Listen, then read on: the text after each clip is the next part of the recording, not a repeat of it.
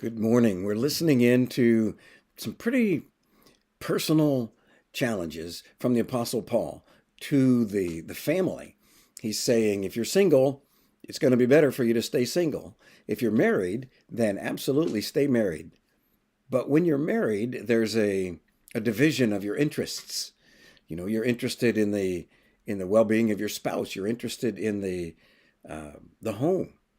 When you're single, your interest can be single-mindedly focused on the interests of Christ. Both are good. Single and married have advantages. And now the Apostle Paul is becoming a little bit more focused when he says, "This I say for your own benefit, not to put a restraint upon you, but to promote what is appropriate and to secure undistracted devotion to the Lord. But if any man thinks he is acting unbecomingly toward his virgin daughter, if she's past her youth, and if it must be so, let him do what he wishes. He does not sin.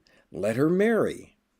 And he's saying, I don't want you to take what I just said and apply it with a broad brush to everyone. Oh, my hand just disappeared. Apply it with a broad brush to everyone because it doesn't necessarily apply to everyone. Somewhere else he said, to some it's been given the gift of singleness, not to everyone.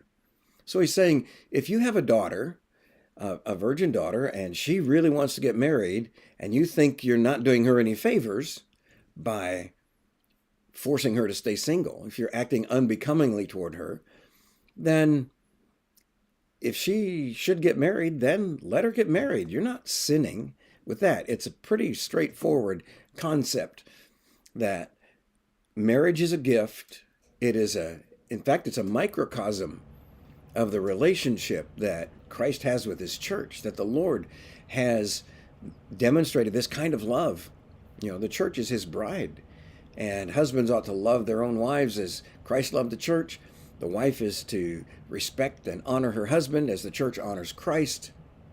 It's a genius, divine design, and we should not be taking the directions that were given to the church in Corinth and saying this applies to everyone everywhere, because it doesn't. And that's what Paul's saying here.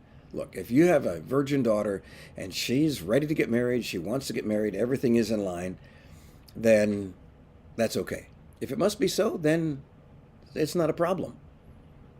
So as we walk with Christ, let's be careful that we don't try to force everyone into the same position or the same relationship that I think is right, or that you think is right, or that the Apostle Paul said, it's going to be better if you're single that you stay single.